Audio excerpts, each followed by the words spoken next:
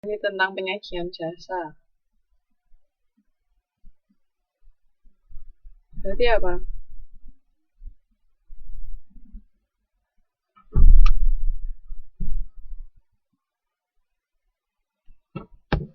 Yup, benar. Kalau penyajian jasa berarti service delivery ya.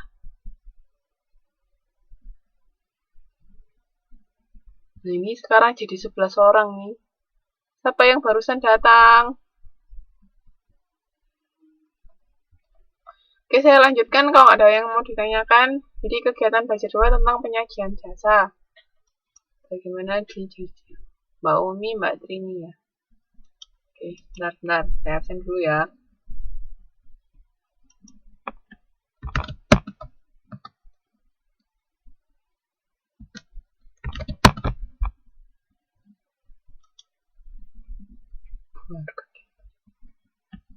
Itu bisa dilihat di halaman 5.16.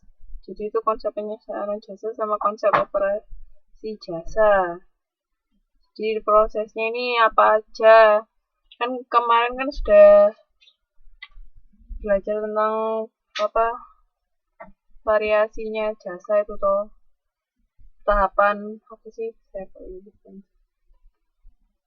Jadi ada yang bisa di tahapannya ditambah, ada yang bisa dikurangi, itu.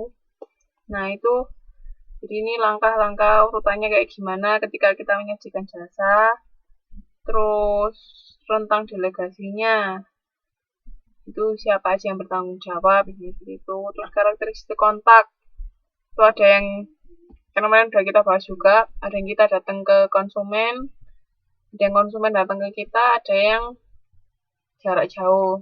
Yang jarak jauh kemarin apa? Ingat nggak? Yang nggak tatap muka apa?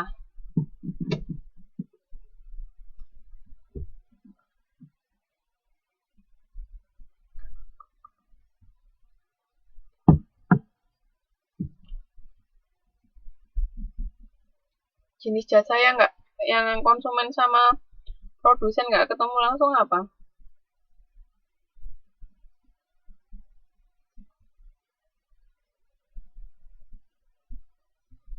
Contoh kemarin waktu belajar tentang lokasi. Ingat nggak? Yang waktu tetek kemarin kita bahas tuh.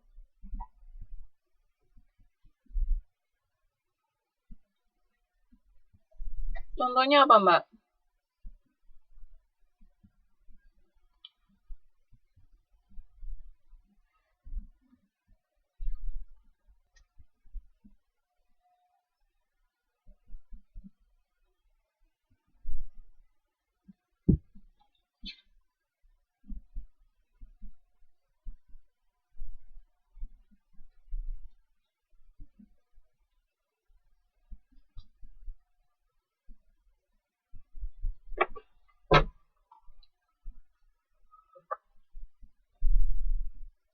Tapi bengkel tuh masih ketemu, kan orang bengkelnya datang ke kita. Tapi yang transaksinya sama sekali nggak ketemu, jarak jauh.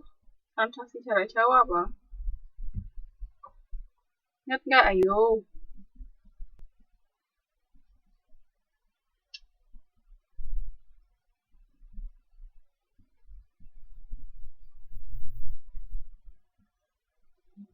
Iya, yang benar belanja online atau ATM atau online banking itu kan melaluinya nggak langsung ketemu sama produsennya. Ya, tuh, oke, terus langsung aja lanjut kita bahas.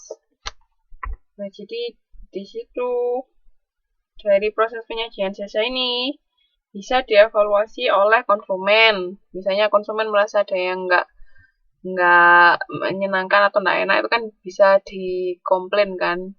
Biasanya kan ada kadang-kadang ada tempat yang ada buat saran dan kritik. Nah, itu kan bisa dievaluasi, berarti dapat evaluasi dari konsumen. Oleh manajernya juga sama karyawan. Karyawan kan yang langsung berhadapan sama konsumen. Jadi mungkin mereka tahu keluhan konsumen itu seperti apa. Itu bisa untuk proses evaluasi penyajian jasanya. Nah, ini kalau nggak kelihatan lagi, jadi ini sekarang kita bahas tentang peran karyawan dalam penyajian jasa. Itu ada bagan.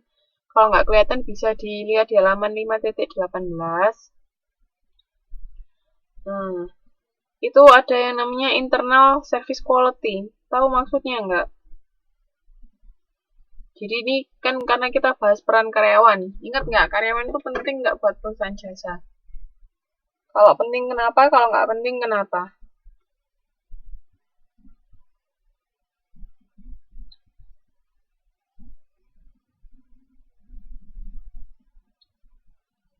Iya atau tidak? Alasannya kenapa?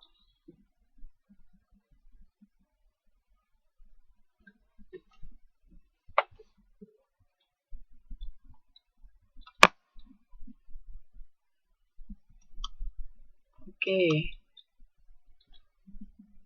Ini yang begini. Ya, jadi karyawan itu penting di perusahaan jasa. Nah, makanya yang pertama itu ada yang namanya internal service quality. Jadi, kualitas jasa di internal perusahaan. Nah, ini maksudnya perusahaan melayani karyawannya seperti apa. Jadi, service quality yang diberikan, kualitas jasa atau kualitas pelayanan yang perusahaan berikan ke karyawan seperti apa. Misalnya karyawan diberi waktu istirahat atau enggak. Terus misalnya karyawan diperlakukan dengan baik atau enggak. Nah, itu termasuk di dalam internal service quality. Nah, internal service quality ini akan mempengaruhi yang namanya employee satisfaction. Tahu nggak employee satisfaction itu apa?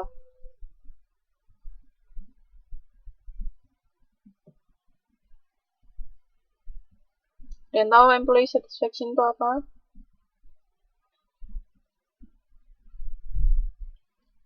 Ya, employee satisfaction itu kepuasan dari karyawan. Nah, kalau employee itu bukan pelanggan ya, Mas, tapi karyawan. Nanti kalau kepuasan pelanggan itu customer satisfaction, beda ya. Nah, jadi internal, iya Mbak. Jadi ini internal service quality tadi akan mempengaruhi kepuasan dari karyawan. Nah, kalau karyawannya puas, itu dia akan mempengaruhi employee retention. Nah, employee retention ini maksudnya keinginan karyawan untuk bertahan di perusahaan. Jadi perusahaan bisa mempertahankan karyawannya, itu employee retention. Nah, selain mempengaruhi, maksudnya karyawan itu betah nggak di perusahaan itu, kepuasan karyawan ini juga akan mempengaruhi produktivitas karyawan. Kayak yang dulu pernah saya bilang, kalau misalnya karyawan itu senang atau puas dengan pelayanan perusahaan, otomatis dia akan juga melayani konsumen dengan baik, ya kan? Makanya itu produktivitas karyawan bisa meningkat kalau dia puas dengan pelayanan dari perusahaan. Iya, kerjanya akan semakin baik. Nah, kalau karyawan itu mau bertahan di perusahaan tersebut dan produktivitasnya tinggi, otomatis external service value, jadi service jasa pelayanan yang diberikan ke konsumen itu akan baik, ya kan? Di external service value, jadi nilai pelayanan yang diberikan ke konsumen itu akan semakin baik. Nah, kalau mereka bisa melayani konsumen dengan baik ya, itu external service value tadi, dia akan mempengaruhi customer satisfaction. Nah, customer satisfaction itu tadi kepuasan pelanggan. Nah, kalau pelanggan itu puas, kira-kira dia ngapain? Kalau pelanggan itu puas, dia bakalan kalau pelanggan itu puas, dia bakalan setia atau loyal ya. Makanya ini habis customer satisfaction dia mempengaruhi customer loyalty. Customer loyalty. Nah, habis itu kalau kita punya banyak pelanggan yang setia, otomatis revenue growth. Jadi pendapatan kita akan